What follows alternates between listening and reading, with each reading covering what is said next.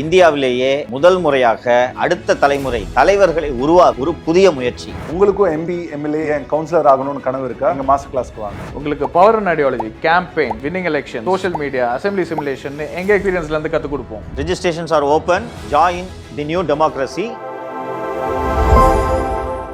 வணக்கம் சவுக்கு மீடியா நேயர்களே. இன்றைய அரசியல் தமிழ்நாட்டில் நடந்த முக்கியமான அரசியல் மற்றும் சமூக நிகழ்வுகளை பற்றி விவாதிக்க இருக்கிறோம். வாருங்கள் சார். வணக்கம் சார். வணக்கம் மாலதி. வணக்கம் நிதிஷ். சென்னை மாநகர காவல்துறைக்கு அப்படின்னு ஊழல் தடுப்பு பிரிவு ஒன்று உருவாக்கி அவங்களுக்கு வாட்ஸ்அப் எண் கொடுத்துருந்தாங்க. இந்த போலீஸுங்களை யாராவது லஞ்சம் வாங்கினாங்கன்னா இந்த வாட்ஸ்அப் எண்ணுக்கு தெரிவிங்க அப்படின்னு சொல்லிட்டு, இதெல்லாம் ஒரு கண் துடைப்பு அப்படின்ற ஒரு எண்ணம் தான் சார் இருந்தது. ஆனால் நடவடிக்கை எடுத்திருக்காங்க சார். 500 ரூபாய் லஞ்சம் வாங்கியிருக்காரு போல. உண்மையிலேயே மகிழ்ச்சிகரமாக இருக்கிறது. எப்போதுமே இந்த அறிவிப்புகள் பேருக்கு தான் இருக்கும், அறிவிப்போடு சரி. அதுக்கப்புறம் எதுவும் செய்ய மாட்டாங்க. பெரும்பாலான அதிகாரிகள், நான் ஏற்கனவே குறிப்பிட்டிருக்கிறேன், வேகமாக அறிவிப்பாங்க. ஐயோ யாராவது அவ்வளோதான் தொலைச்சிருவேன்ட்டு அதோடு நம்மளும் மறந்துடுவோம், அவங்க அடுத்த வேலைக்கு பார்க்க போயிடுவாங்க. அது போலவெல்லாம் இல்லாமல் இந்த முறை ஒரு மோட்டார் சைக்கிளை விடுவிப்பதற்காக செல்வராஜ் என்ற போக்குவரத்து உதவி ஆய்வாளர் ஒருவரிடம் 500 ரூபாய் லஞ்சம் கேட்டு அவர் அது தொடர்பாக புகார் அனுப்பி உடனடியாக நடவடிக்கை எடுத்து சம்மந்தப்பட்ட அந்த உதவி ஆய்வாளர் ஆயுதப்படைக்கு மாற்றப்பட்டிருக்கிறார். ஒரு திரு அமல்ராஜுக்கும் தெரியும், மற்ற அதிகாரிகளுக்கும் தெரியும். இது போன்ற நடவடிக்கைகள் அச்சத்தை ஏற்படுத்தும். இன்றைக்கி எல்லாருக்கும் பயம் இருக்கும், ரைட்டா? யோசிப்பாங்க கேட்குறதுக்கு. இன்றைக்கி டைம்ஸ் ஆஃப் இந்தியாவில் கூட சுதந்திர தினம் தொடர்பாக அருண்ராம் ஒரு கட்டுரை எழுதியிருக்கிறார். முதல்வர் ஊழலில் ஒழிக்கணும்னு சொல்கிறாரு. ஓரளவுக்கு அது நடைமுறையிலும் செயல்படுத்தப்பட்டு இருக்கிறது. ஆனால் பெரும் பங்கு பொதுமக்களிடம் இருக்கிறது இந்த ஊழல் ஒழிப்பில். ஒவ்வொரு முறை லஞ்சம் கொடுக்க மாட்டேன் என்று நீங்கள் பிடிவாதமாக சொல்ல சொல்ல இதன் தாக்கம் அதிகரிக்கும் அப்படின்னு சொல்லியிருக்காங்க. இப்போ இந்த சப் இன்ஸ்பெக்டர் ஆர்ம்ட் ரிசர்வுக்கு மாற்றி உத்தரவிட்டிருக்கிறார்கள். இது ஒரு தண்டனை. இதோடு இது முடியாது. இதெல்லாம் வெளியில் செய்தியாக வராது. என்ன நடக்குன்றதை நான் சொல்லிடுறேன். யாருக்கு மாத்திரத்தோடு விட மாட்டாங்க, சார்ஜ் கொடுத்துருவாங்க. சார்ஜ் கொடுத்து துறை ரீதியான விசாரணை தொடங்கும். அந்த சப் இன்ஸ்பெக்டர் லைஃபும் முடிஞ்சு. இதெல்லாம் செய்தியாக வராது, ஓகேவா? 4 வருஷம் 5 வருஷத்துக்கு இன்னொன்று சார்ஜஸ் ப்ரூவ்டுன்னா கடுமையான தண்டனையும் வழங்கப்படும். பட் 500 ரூபான்றது ஒரு பெரிய பணம் இல்லை. இன்னைக்கு 50 ரூபாயா இருக்கட்டும். ஒரு மோட்டார் சைக்கிளை விடுவிக்க கொடுக்குறான்ல, நீங்கள் இதை சொல்கிறது நல்ல பாயிண்ட்டு. பெரிய பணம் இல்லை. மாலதிக்கு இல்லை. மாலதி பல கோடி ரூபாய்க்கு சொத்துக்கள் வைத்திருக்கிறார், அவருக்கு இல்லை. ஒருத்தன் ஜெப்டோவில் டெலிவரி பாயாக இருக்கான். எவ்வளோப்பா சம்பாதிப்பாங்க ஒரு நாளைக்கு? ரொம்ப அதிகமாக ஓட்டினா 700 800 700 சம்பாதிப்பாங்கன்னு வச்சுக்க. இந்த 700 ரூபாயில் அந்த ஓட்டத்துக்கெல்லாம் சேர்த்து பெட்ரோலே 200 250 போயிடும். அவனுக்கு 100 ரூபா பெரிய தொகையா இல்லையா? இன்னொன்று அந்த பைக்கு தான் அவனோட வாழ்வாதாரம். அந்த பைக்கை வச்சு தான் அவனுக்கு டெலிவரியே பண்ணுறான். இப்போ அவனுக்கு இந்த 500 ரூபாய் எவ்வளோ பெரிய தொகை? ஒரு நாள் ஊதியம் இல்லையா? அப்படி பார்க்கணும் நீங்கள், ஓகேங்களா? அதனால தான் என்கிட்ட ஒரு சேதுராமன் ஒரு இன்ஸ்பெக்டர் இருந்தார். 96 நாங்கள் வேலை பார்த்து கொண்டு இருக்கும்போது அவர்கிட்ட நான் ஆர்கியூ பண்ணியிருக்கேன். இந்த மாதிரி ஒரு 100 ரூபா கேட்குறாருன்னு கம்ப்ளைண்ட்டுக்கு வரான், நீங்கள் இதை போய் இது பண்ணிட்டு அப்படி சொல்லாதீங்க சங்கர். அந்த 100 ரூபா கொடுக்குறவனுக்கு அந்த 100 ரூபா பெருசாக இருக்கும், உங்களுக்கு எனக்கு பெருசு இல்லை. நமக்கு மாதம் மாதம் சம்பளம் வருது, அப்படி தான் பார்க்கணும். இன்னொன்று, லஞ்சம் வாங்குவது தண்டனைக்குரிய குற்றம் தானே. அது 50 ரூபா இருந்தால் என்ன, 5000 ரூபா இருந்தால் என்ன? அதனால் இதில் எல்லாம் நீங்கள் எந்த கோணத்தில் கேட்குறீங்கன்னா, 50,000 கோடி வச்சிருக்கிற வேலுவை ஒன்றும் பண்ண முடியலையே என்று நீங்கள் கேட்கிறீர்கள். அதையும் கேட்போம். இதை நியாயப்படுத்த முடியாது என்று நான் புரியுதுங்களா? அதனால் உண்மையிலே திரு அமல்ராஜ் அவர்கள் எடுத்திருக்கக்கூடிய இந்த முன்னெடுப்புக்கு வாழ்த்துக்கள். அந்த டைம்ஸ் ஆஃப் இந்தியாவில் எழுதியிருக்கிற மாதிரி பொதுமக்களோட பங்களிப்பும் வேணும். சரி கொடுத்துட்டு போயிடுவோம் என்று, ஃபைனுன்னா 2000 ரூபா ஆகும், நம்ம இதை ஒரு 500 ரூபா கொடுத்துட்டு போயிடுவோம் என்று இல்லாமல், நானும் லஞ்சம் கொடுக்க மாட்டேன் என்ற உறுதியை பொதுமக்கள் எடுத்தால் ஒரு நல்ல சொசைட்டியை அனைவரும் சேர்ந்து உருவாக்கலாம். சார், அடுத்ததா தையசார் தமிழர் விருது தமிழக அரசு சார்பில் வழங்கப்பட்டு சார் கிருஷ்ணசாமி அவர்களுக்கு வழங்கப்பட்டிருக்கு. யார் சார் அவர்? அன்புமணியோட மாமனார். இப்போ ஏன் அவருக்கு வழங்கணும்? முதலில் இந்த விருதை வழங்குவதற்கு நல்ல கண்ணு ஐயாவெல்லாம் பெற்ற விருது. இந்த விருதை வழங்குவதற்கென்று மருத்துவர் ஐயாவை அணுகியிருக்கிறார்கள். எந்த விருதும் எனக்கு வேண்டியதில்லை என்று ஐயா மறுத்துவிட்ட காரணத்தால் அந்த குடும்பத்தில் ஒருத்தருக்கு தான் கொடுக்கணுன்ட்டு. நீங்கள் இல்லைன்னா என்ன, உங்கள் சம்மதி கொடுக்குறோம். இல்லை, திரு அன்புமணி சொல்லிட்டாரு எங்கள் அப்பாவுக்கு இல்லைன்னா எங்கள் மாமனார்கிட்ட கொடுங்கன்னு. அப்படி இல்லை. இதில் ஒரு அரசியல் கணக்கு இருக்கிறது. வட தமிழகத்தில் வன்னியர்கள் அதிகம் வசிக்கக்கூடிய பகுதிகளில் தாவேக பெரிய அளவு வெற்றி பெறவில்லை. ஸோ அதை சரி செய்யும் நோக்கத்தில் மருத்துவர் ஐயாவுக்கு கொடுக்க வேண்டும் என்பது தான் அரசின் திட்டம். தமிழ்நாடு முழுக்க விஜய் அவர்களுடைய அன்பு அலை வீசினப்போ கூட அந்த சைடு உள்ள பெரிய அளவில் தாக்கம் இல்லை என்ற காரணத்தால் ஐயா ராமதாஸ் அவர்களுக்கு கொடுக்க முயற்சி செய்த போது இல்லைன்னு சொன்ன உடனே அவர் அன்புமணி அவர்கள் எங்கள் டேடிக்கு இல்லைன்னா பரவாயில்ல, என் ஒய்ஃப் டேடிக்கு கொடுங்க என்று சொன்னதன் அடிப்படையில் இந்த விருது வழங்கப்பட்டிருக்கிறது. அதற்கு மேல் அந்த விருது தொடர்பாக பேசுவதற்கு ஒன்றுமில்லை. பொதுவாக இந்த விருது எதுக்காக சார் வழங்குவாங்க? நல்ல கண்ணு பற்றி உனக்கு தெரியாது என்று நினைக்கிறேன். தெரியும் சார்.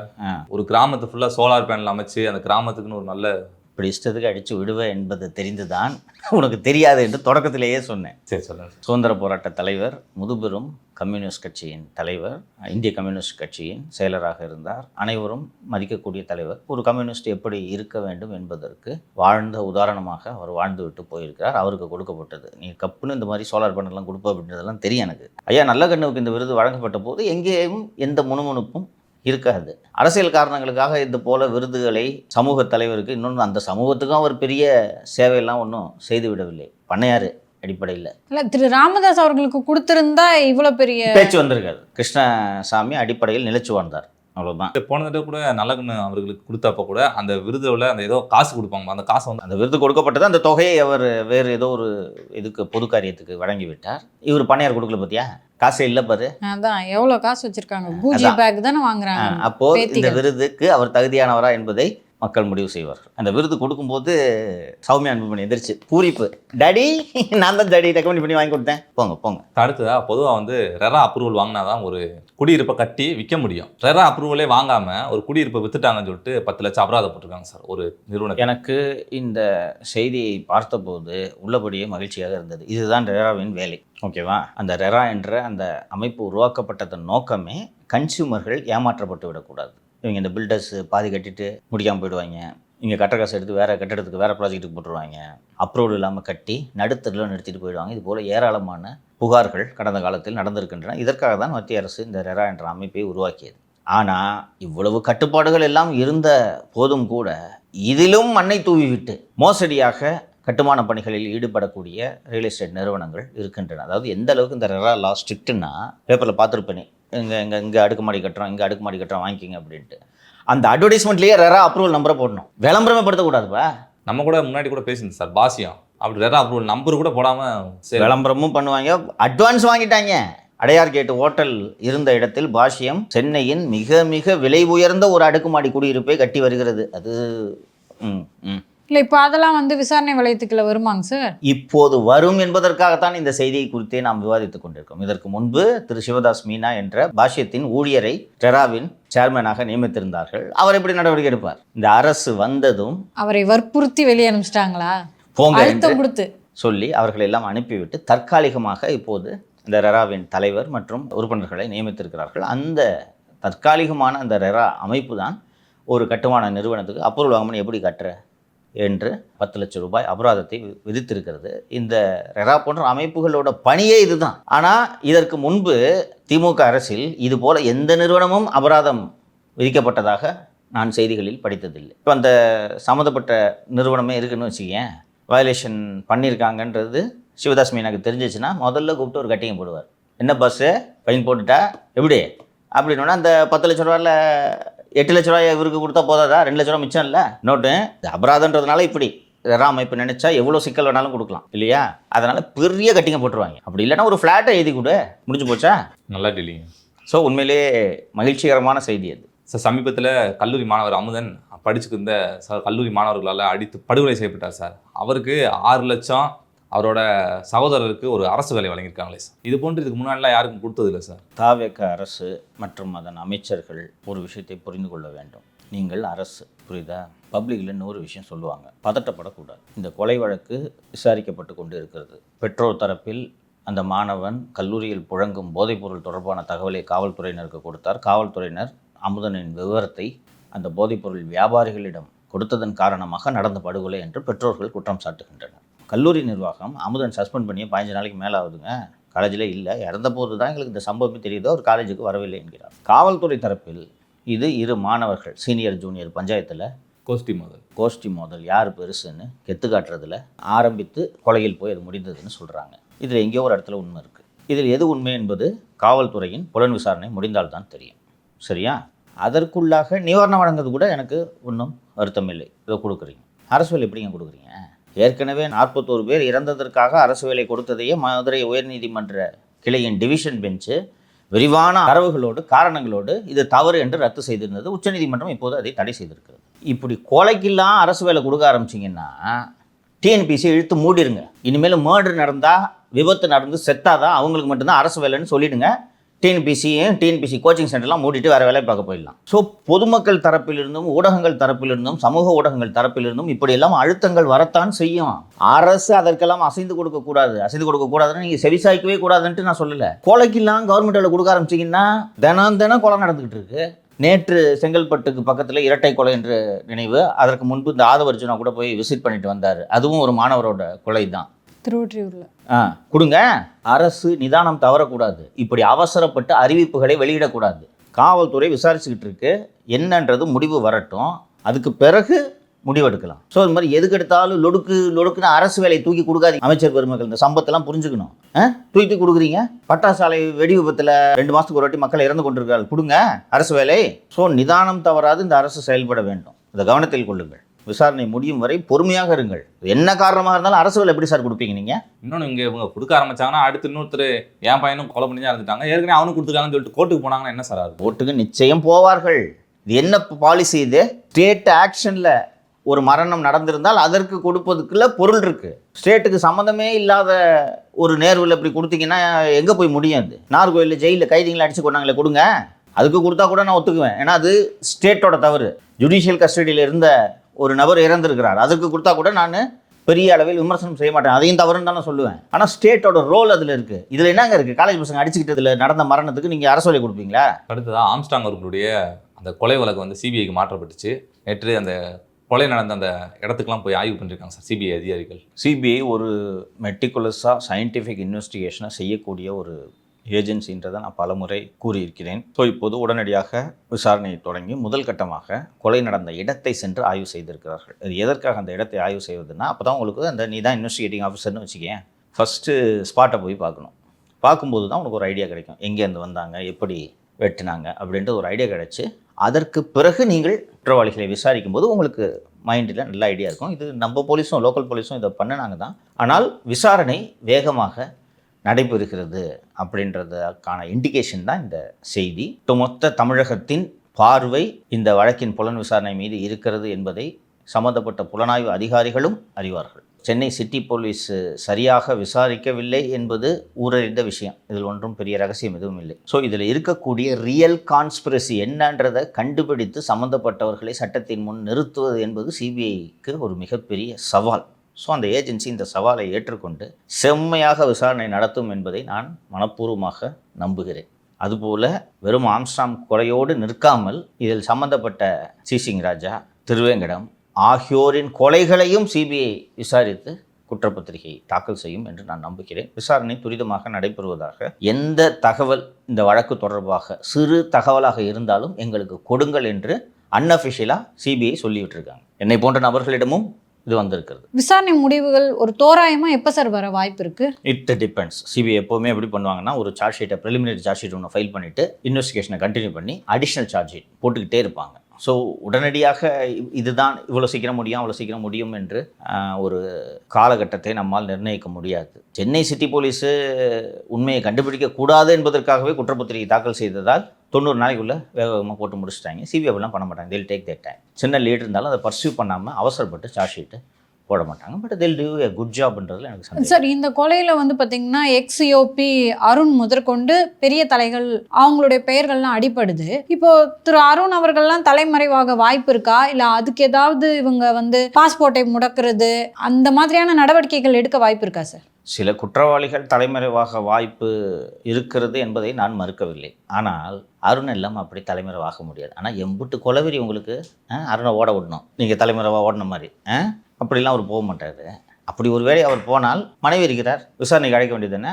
ஏன்னா உங்கள் வீட்டுக்கு போய் உங்கள் அம்மாவை விசாரிக்கல, உங்கள் வீட்டுக்கு போய் உங்கள் அம்மா விசாரிக்கலையாப்பா? எங்கம்மா இருக்கார் உங்கள் வீட்டுக்காரன்னு கூப்பிட்டு விசாரிக்கிறதுல என்ன தப்பு? மத்திய அரசு அதிகாரி தானே நீங்கள், ஐஆர்எஸ் ஆஃபீஸர் தானேம்மா. சாதாரண நாள்லாம் விசாரிக்கிறதுல ஏதோ தப்பு அப்படின்னு சொல்லலாம். சென்ட்ரல் கவர்மெண்ட் ஆஃபீஸர் தானே நீங்கள். இந்த மாதிரி ஒரு குற்றவாளியை தலைமுறை வாக்குறது தவறுன்றது உங்களுக்கு தெரியாதா? கூட்டு வரீங்களா, உங்களை சஸ்பெண்ட் பண்ணுவா என்று சிபிஐ அதிகாரிகள் கேட்பார்கள். ஏற்கனவே அவங்க மேலேயும் மத்திய அரசுக்கு நீதித்துறைக்கெல்லாம் புகார் போயிருக்கிறது. அருண் அப்படி தலைமறைவாகலாம் ஆக மாட்டார். அருண் சிறை செல்வதை நீங்களும் நானும் பார்க்கத்தான் போகிறோம். கொஞ்சம் பொறுமையாக இருங்கள். உங்களது ஆர்வம் புரிகிறது. கண்டிப்பாக போராட ஜெயில், சந்தேகமே வேண்டாம். இந்த ஆம்ஸ்டாங் கேஸ் மட்டும் இல்லை, கரப்ஷன் கேஸு ஏகப்பட்ட கேஸ் இருக்குது. அதனால் அருண் 100% சிறை செல்வார். புகாரி பக்கத்து செல்லு ரெடி பண்ணி வைக்க சொல்லலாம். ஒன்றும் கவலைப்படாது. 7th பிளாக்கா? ஆமாம். ஆனால் அதுவும் அருண் ராத்தோர் பிரசன்ட் டிஜிபியாக இருக்கும்போதே சிறைக்கு போக வேண்டும் என்று நான் விரும்புகிறேன். ராத்தோருக்கு இன்னும் ஒரு 1 year சர்வீஸ் இருக்குது. இதே ஆம்ஸ்ட்ராங் கொலை வழக்கிற்காகத்தான் ராத்தோர் மாற்றப்பட்டார் என்பது உங்களுக்கு நினைவு இருக்கும். ராத்தோரை மாற்றிட்டு வந்து தான் இவர் ரவுடிகளுக்கு புரியும் மொழியில் பேசினார் இல்லையா? அந்த ராத்தோர் பிரசன்ட் டிஜிபியாக இருக்கும்போது அருண் அதே பிரிசனுக்கு போனால் எப்படி இருக்கும்? சூப்பராக இருக்குது சார். டக்கராக இருக்கும். நடக்கத்தான் போகுது. அடுத்ததாக தொடர்ந்து சொல்லிகிட்டே இருந்தீங்க சார், லஞ்ச ஒழிப்புத்துறை என்னதான் பண்ணுது, லுக் அவுட் நோட்டீஸே விட மாட்டீங்க. விசாகன் அவர்கள் தப்பிச்சு போறாரு, அதுக்கு லுக் அவுட் நோட்டீஸ் விட மாட்டீங்க. ரத்தீஷ் அவர் ஓடி போய் லண்டனில் ஒழிஞ்சிட்டாரு, அவருக்கும் லுக் அவுட் நோட்டீஸ் விட மாட்டீங்கன்னு சொல்லிட்டு ரத்தீஷ் அவர்கள் மீது லுக் அவுட் நோட்டீஸ் விட்டதா இன்னைக்கு செய்தி வந்திருக்கு சார். இன்னைக்கு டிடி நெக்ஸ்ட்டில் விபி ரகு இந்த செய்தியை எழுதியிருக்கிறார். லஞ்ச ஒழிப்புத்துறை ஐபிஎஸ் ஆஃபீஸரின் சகோதரருக்கு look out notice, look out circular என்ற செய்தி வந்திருக்கிறது. இதுவே தாமதமான நடவடிக்கை என்று நான் கருதுகிறேன். But better late than never. But this is not எனஃப்னு தான் நான் இன்னும் ஃபீல் பண்ணுறேன். ஏற்கனவே நாம் 2-3 முறை குறிப்பிட்டிருக்கிறோம். ரத்தீஷ் திரும்பி வந்தால் தானே லுக் அவுட் சர்க்குலர் வேலை செய்யும். வராமே 2 வருஷம் சுற்றிட்டு இருந்தாருன்னா பாஸ்போர்ட் முடக்கிறதுக்கு போகணும். Revoke the passport act section 10 படி ரிவோக் தி பாஸ்போர்ட்டை ரிவோக் பண்ணிங்கன்னா Ratheesh will become a stateless citizen. நாடில்லாத பிரஜை ஆகிடுவார். நாடில்லாத பிரஜையாக நீங்கள் ஐரோப்பாவிலாம் இருக்கவே முடியாது. ஏதாவது தீவில் வேணால் போய் இருக்கலாம். ஐரோப்பாவில் எல்லாம் அப்படி இருக்க வாய்ப்பே கிடையாது. ஸோ தூக்கி வண்டியில் போட்டு அனுப்ப போகிறாங்க. அதை செய்யுங்கள். நான் மீண்டும் மீண்டும் சொல்கிறேன், இந்த வழக்கு மிக மிக முக்கியமான வழக்கு. முதல்வர் திரு விஜய் அவர்களுக்கு ஞாயிற்றுக்கிழமை திமுக வழக்கறிஞரணி கூட்டத்தில் உதயநிதி என்ன பேசினார் என்ற தகவல் சென்று சேர்ந்திருக்கும். வணக்கம் வர வைக்க மாட்டேங்கிறாரு. வணக்கம் வைக்கல. கைது பண்ணி கூட்டம் போனால் ஜாலியாக டூர் போன பஸ்ன்ற பின்னாடி பேசுவாங்க.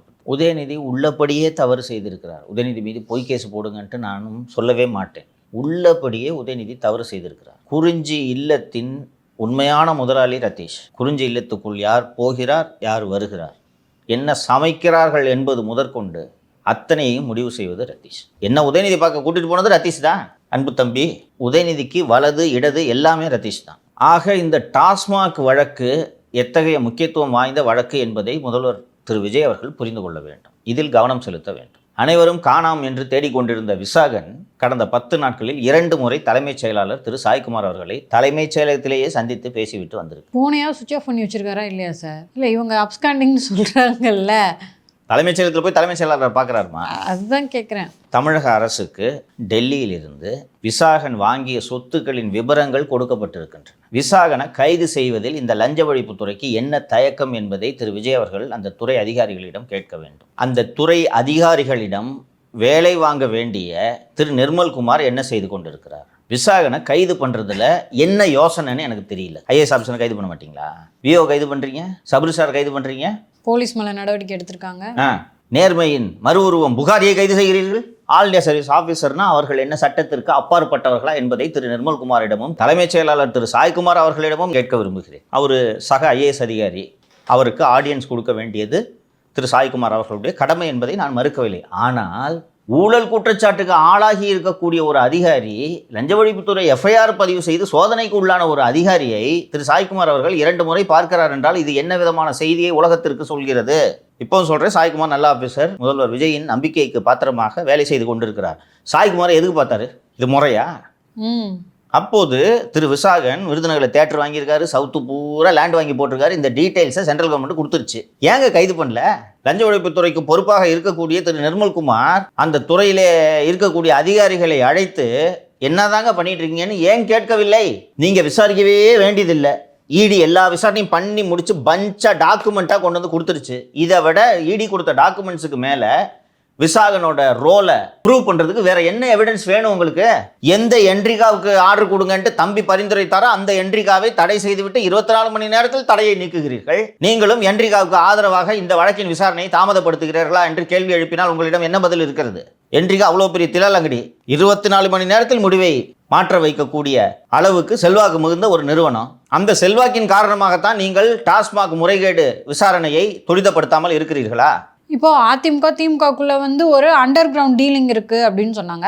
இப்போ என்ட்ரிகா விஷயத்துல திமுகவுக்கும் தாவேக்காவுக்கும் ஒரு அண்டர் கிரவுண்ட் டீலிங் இருக்கு அப்படின்னு சொல்லலாம்ல சார்? அந்த குற்றச்சாட்டு தான் நான் சுமத்துறேன். விசாகனை அழைத்து கஸ்டடி எடுத்து விசாரித்தால் உதயநிதிக்கு எதிராக அவர் ஒப்புதல் வாக்குமூலம் கொடுக்க வாய்ப்பு இருக்கிறதா இல்லையா? இதை முதல்வர் விரும்புவாரா விரும்ப மாட்டாரா? நம்ம பல நியூஸுங்க படிச்சிருக்கோம். முதல்வர் அவர்கள் வந்து பீச் வியூவில் தலைமைச் செயலகம் எதிர்பார்க்குறாரு, அதனால பட்டணப்பாக்கத்தில் ஆஃபீஸை கட்டணும் அப்படின்னு சொல்லிட்டு அதிகாரிகள் முதலமைச்சர் கனவை நிறைவேற்ற வேலை செய்கிறாங்கன்னு சொல்லிட்டு, அதை விட இது பெரிய கனவாக இருக்கும்ல சார். மக்கள் இதைத்தானே எதிர்பார்க்குறாங்க. மக்கள் முதல்வர் பீச் வியூ பார்த்து இருக்கிறதையா மக்கள் எதிர்பார்க்குறாங்க? என்ன நக்கலாக பேசுகிறீங்க? மரியாதை குறைவா? வர்றேன், அந்த டாபிக் நல்லா விரிவாக பேசுவோம். ஸோ அந்த வழக்கில் எதிர்க்கட்சி தலைவரே கைது செய்யப்பட வாய்ப்பு இருக்கிறது எனும்போது அந்த வழக்கை தானே துரிதப்படுத்த வேண்டும். இது கிட்டத்தட்ட செல்வி ஜெயலலிதாவுக்கு எதிரான சொத்து குவிப்பு வழக்கு போன்ற வழக்கு தான் டாஸ்மாக் முறைகேடு வழக்கு இல்லையா? விசாகனை கூப்பிட்டு நீ ஏன் அந்த தம்பிக்கு எதுக்கியா மெசேஜ் அனுப்பிச்ச? யார் அந்த தம்பி? தம்பிக்கு உனக்கு என்ன சம்பந்தம்? தம்பி நான் ஹோம் செக்ரட்டரியா? எதுக்கு அனுப்பிச்ச? என்ட்ரி கால எத்தனை போட்டி வாங்குறோன்றது தம்பிக்கு எதுக்கு அனுப்பிச்ச நீ சொல்லு. இல்லைன்னா நடத்தனமா ஜெயிலு சொன்ன வாக்குமூலம் கொடுக்க போறாரு. அதை ஏங்க லஞ்ச ஒழிப்புத்துறை பண்ணல? வேடிக்கை பார்த்துட்டு இருக்கீங்க. அத்தனை அதிகாரிகளும் சேர்ந்து முதல்வரை ஏமாற்றுகிறார்கள். சுற்றி இருக்கவங்களே ஏமாத்துறாங்க. முதல்வர் நிர்மல்குமாரை கூப்பிட்டு ஏன் கைது பண்ணலன்னு கேட்கணும். இந்நேரம் டிவிஎஸ்சிக்கு கைது பண்ற அதிகாரம் இருக்கா இல்லையாப்பா? இருக்குல்ல, ஏன் பண்ணல? சரி, எங்க இருக்காருன்னே தெரியலன்னு கூட சொல்ல முடியாது. செக்ரட்டரி வந்து பார்த்துட்டு போயிருக்காருமா. அப்ப திரு சாய்குமார் அவர்கள் இவர் வந்திருக்காரு அப்படின்னு கவர்மெண்ட்டுக்கு சொல்ல வேண்டியது பொறுப்பு ஏதாவது இருக்கா சார்? அவர் சொல்லவில்லை என்றாலும் வெளியே வந்து விடும். எதற்கு சொல்ல வேண்டும் என்று சாய்குமார் நினைத்திருக்கலாம். ஸோ அப்போ என்ன பண்ணிட்டு இருக்கீங்க? அக்யூஸ்டை கூப்பிட்டு கொஞ்சம் குழாவிக்கிட்டு இருக்கீங்களா? முதல்வருக்கு எதுவும் தெரியாது என்று இந்த அதிகாரிகள் நினைத்து கொண்டிருக்கிறார்கள். அப்படி நினைக்க வேண்டாம் என்பதை மட்டும் நான் இந்த நேரத்தில் சொல்லிக் கொள்கிறேன். தப்பான அதிகாரியை போஸ்டிங் போட்டுட்டு அதை நியாயப்படுத்துறதுக்கு நீங்கள் பண்ண முயற்சியெல்லாம் மீறி அந்த அதிகாரியை பந்தாடினாரா? தெரியாதுன்னு கொண்டு போய் வைக்கிறீங்க. இல்லை சும்மா போடுங்க சார். திரும்ப கேட்டார், போட்டு விடுங்க சார் லஞ்ச ஒழிப்புத்துறைக்கு. என்னாச்சு? மாத்தினாரா? நாளைக்கே நடக்காது, சில நாட்களில் நடந்தே தீரும். அவர் கண்ணில் மண்ணை தூவலாம் என்று நினைக்கும் அதிகாரிகள் கடும் விளைவுகளை சந்திப்பார்கள் என்பதை இந்த அதிகாரிகள் அத்தனை பேரும் புரிந்து கொள்ள வேண்டும். நாளுக்கு நாள் விஜய் டஃப் ஆகிட்டு வர்றாருன்ட்டு நான் புரிஞ்சுக்கிறேன்.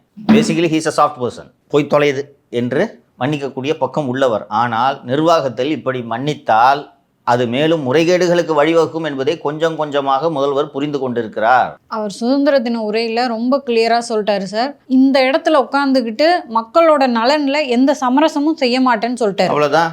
ஊழலையும் சமரசம் கிடையாதுன்றது தான் அந்த நீண்ட சுதந்திர தின உரையில் அவர் வலியுறுத்தியதே. பொது வாழ்வுல சமரசம் இருக்கவே கூடாது.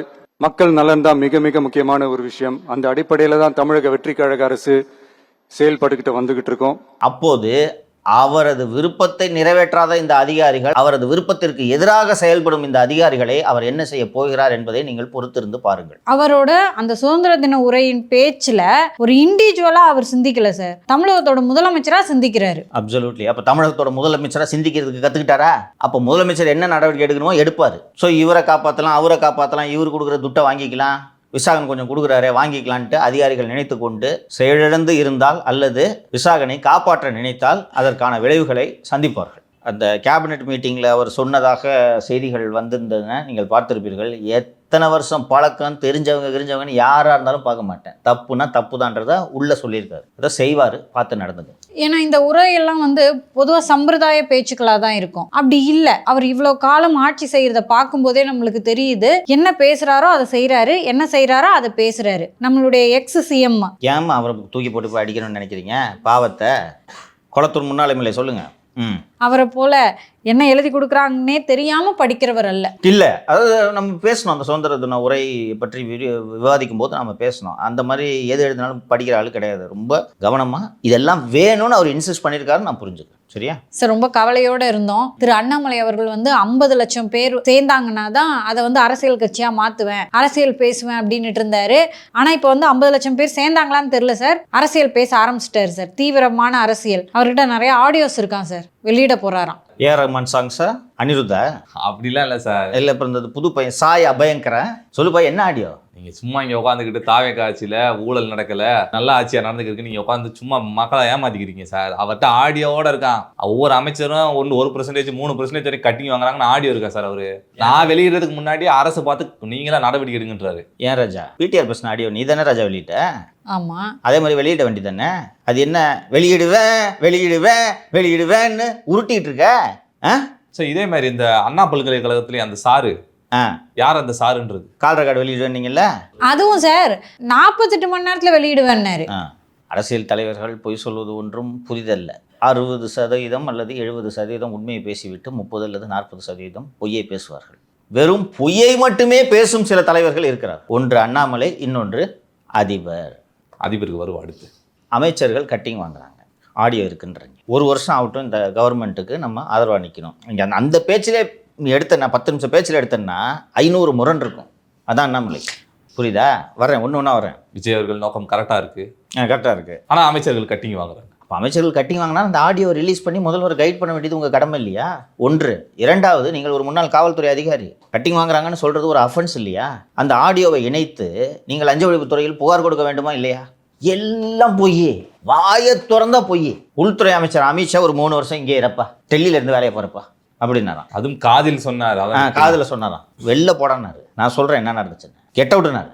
எப்போவுமே இந்த பிஜேபி போன்ற ஒரு பெரிய கட்சிகளில், காங்கிரஸ் மட்டும் இல்லை, பிஜேபியில் எப்போதுமே வழக்கம் என்னவென்றால் ஒருவரை ஓரங்கட்டுவதாக இருந்தால் கூட அவர்களுக்கு ஏதாவது ஒரு பதவியை கொடுத்து அவர்கள் இத்தனை நாள் இந்த கட்சிக்கு அளித்த பங்களிப்பை மனதில் வைத்து ஒரு கௌரவமான ஒரு பதவியை கொடுத்து, ஒரு கவர்னர் தான் பெரும்பாலும், தமிழிசை எடுத்துக்கலாம், காலஞ்சென்ற இலகணேசன் எடுத்துக்கொள்ளலாம், குடியரசு துணைத் தலைவர் திரு சிபி ராதாகிருஷ்ணன் எடுத்துக்கொள்ளலாம். எப்போதுமே அது மாதிரி நார்த்தில் நிறைய நேம்ஸ் இருக்கு. எல் முருகன் அவருக்கு கூட நல்ல ஒரு பதவி கொடுத்தாங்க.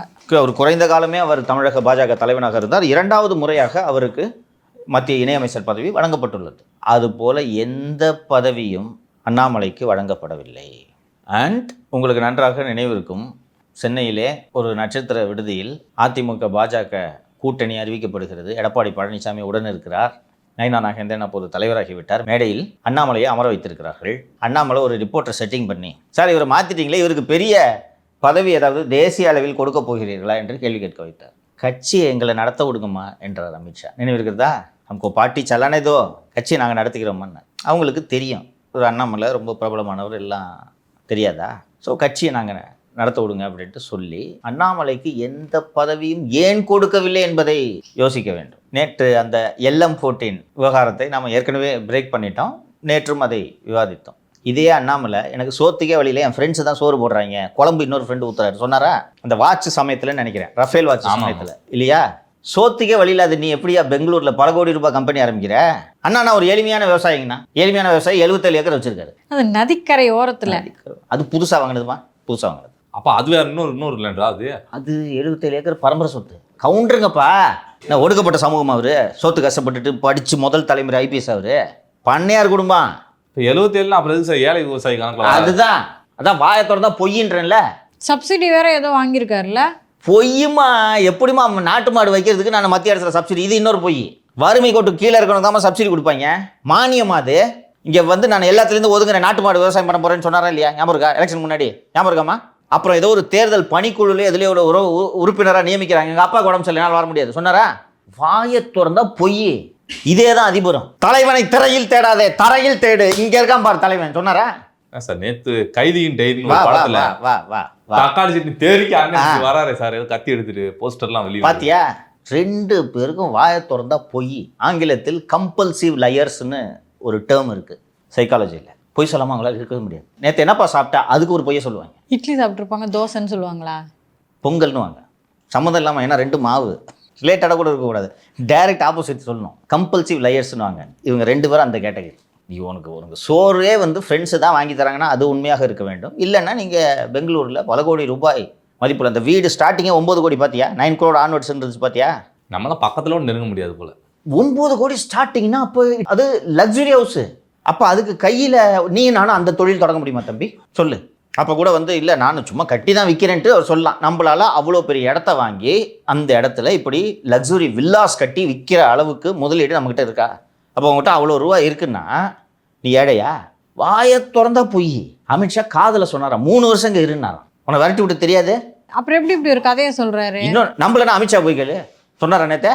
திரு அண்ணாமலை வம்பை விலை கொடுத்து வாங்குகிறார். திரு அமித்ஷா அவர்களை பயன்படுத்தி இப்படியெல்லாம் பொய்யை சொல்வதை நிச்சயம் அவர்கள் விரும்ப மாட்டார்கள். ஏற்கனவே கோவத்தில் இருக்காங்க மாலதி. அதாவது என்னென்னா நம்பிட்டாங்க, முழுசாக நம்பிட்டாங்க. 15% இருக்குது, நம்ம 8 சீட்டு ஜெயிக்க போகிறோம் 24ல்.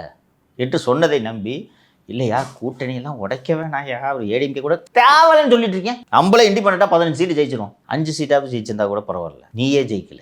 அதுலேயே கடும் கோபம். அந்த அலையன்ஸு நடுவில் அந்த பிரேக் இல்லாமல் கண்டினியூ ஆகிருந்துச்சுன்னா ஓரளவுக்கு நல்லா பெர்ஃபார்ம் பண்ணியிருக்கோம். நடுவில் பிச்சுன்னு போகிறது, அப்புறம் திருப்பி சேர்றது. இது எல்லாவற்றுக்கும் காரணம் அண்ணாமலை தான். அது இல்லாமல் நிதி விவகாரத்தில் கடும் முறைகேடுகளில் அண்ணாமலை ஈடுபட்டிருப்பது தெரிந்துதான் அவருக்கு பதவி கொடுக்கவில்லை. யாராக இருந்தாலும் கொடுத்துருவாங்க, எவ்வளோ மோசமாக பெர்ஃபார்ம் பண்ணாலும் கொடுத்துருவாங்கப்பா. இன்னொன்று, அவங்களுக்கு என்ன அவ்வளோ பெரிய கட்சிக்கு ஒரு பதவி கொடுக்குதுன்னா அவ்வளோ பெரிய கஷ்டமாக? இந்தியாவில் எவ்வளோ மாநிலங்கள் இருக்குது, எங்கேயாவது ஒரு பொறுப்பாக போட்டு விட்டுருவாங்க, ஹானர் பண்ணுவாங்க. உனக்கு எந்த பதவியுமே கிடையாதுன்னு அண்ணாமலை வைத்திருந்ததுக்கு காரணம் அவர் செய்த நிதி முறைகேடுகள். தெரியாமல் பதவி கொடுக்காம வச்சுருந்தாங்க. அண்ணாமலைக்கு பெரிய ஃபாலோயிங்லாம் இருக்குதுன்றது தெரியாமல் வச்சுருந்தாங்க. நீ போய் வீதி லீடர்ஸ்னு ஒரு அமைப்பை ஸ்டார்ட் பண்ணி பிஜேபி கட்சியில் இருக்கிறவங்களாம் தூக்கிட்டு போனால் அதை ரசிப்பாங்களா? ஒரு வருஷம் நல்லா ஆட்சி பண்ணணுமா விஜய், இல்லையா?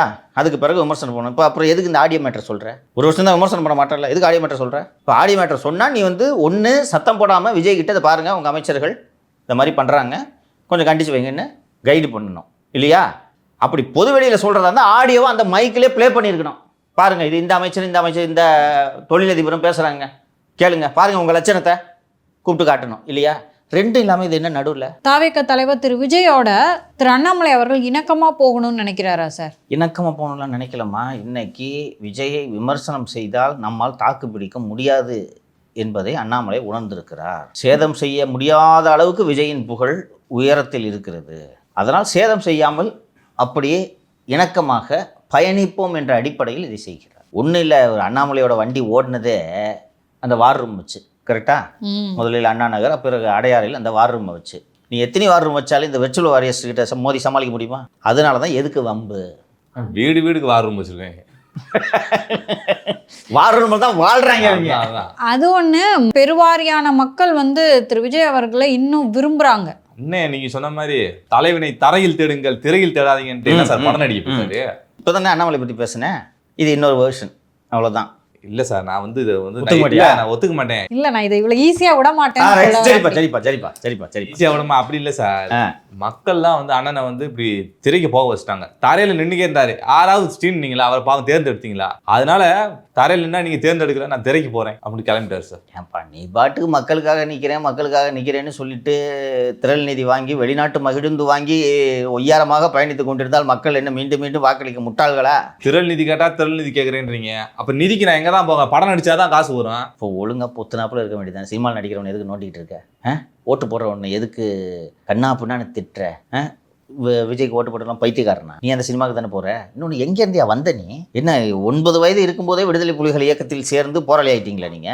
சரி, எல்லாருக்கும் ஒரு டங் ஸ்லிப் ஆகும், ஒரு இயலாமை, ஆற்றாமை. புலம்புபவர்கள் தலைவர்களாக முடியாதுங்க. எதுவாக இருந்தாலும் மக்கள் தீர்ப்பை ஏற்றுக்கொண்டு அடுத்த கட்டத்துக்கு பயணிக்க வேண்டும். இதனால்தான் கருணாநிதியும் ஜெயலலிதாவும் காலத்தை வென்ற தலைவர்களாக அவர்கள் வாழும் வரையில் இருந்தார்கள். 1 வருஷம் 2 வருஷம் இல்லை தம்பி. எம்ஜிஆர் கட்சி ஆரம்பிச்சதுலேருந்து சாகர வரைக்கும் கருணாநிதியால் ஆட்சிக்கு வர முடியல. 13 வருஷமும் கட்சியை உயிர்ப்போடு வைத்திருந்தார். இப்போ தாவேக தூக்குற மாதிரி அப்போ ஏடிஎம்கே தூக்கியிருக்காது, தூக்குனார் எம்ஜிஆர். அதெல்லாம் மீறி ஏதாவது பண்ணுவார். எதுவுமே இல்லைன்னா கையில் தாட்டினை தூக்கிட்டு ரயில்வே ஸ்டேஷன் போய் இந்தியில் தளிக்கிறேன்னு கிளம்பிடுவார். ஜெயலலிதாவை சொல்லலாம். 96 படுதோல்வி கண்ட பிறகு அதோட போயிருக்கோம் தம்மா விடுங்க. அந்த ஜெயலலிதாவை கைது செய்ய லஞ்ச ஒழிப்புத்துறை அதிகாரிகள் சென்ற அந்த தினத்தில் பெயர் மறந்து விட்டேன், கண்ணனா என்னன்றது எனக்கு கரெக்டாக ஞாபகம் இல்லை.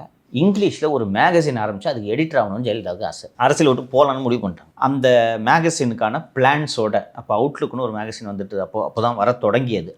அந்த பேட்டர்னில் ஒன்று ஸ்டார்ட் பண்ணி எழுதணும்னு ஆசை ஜெயலலிதாவுக்கு. எழுதணும். எம்ஜிஆர் உயிரோடு இருந்த வரைக்கும் எழுத விடல இந்த அம்மாவை. சரி, நம்ம ஒதுங்கிலாம் போயிடலான்னு நினைக்கும் போது அரசு பண்ணி உள்ள வச்சிட்டேன். 98 மக்களவை தேர்தல் பிரச்சாரத்தில் தான் நினைக்கிறேன், என்னை 28 நாட்கள் சிறையில் வைத்த இந்த கருணாநிதியை சும்மா விட மாட்டேன். எனக்கு பிள்ளையா குட்டியா? அங்கே பார்த்தியா, ஏறாத படிகள் இல்லை, தட்டாத கதவுகள் இல்லை. அப்படி ஒரு வெறியோடு பயணித்தார் ஜெயலலிதா. அந்த வெறி வேண்டும். எப்போ எலெக்ஷன் வரும் வசூலை போடலான்ட்டு இருக்கிறவன் ஜெயிக்க மாட்டான்ப்பா.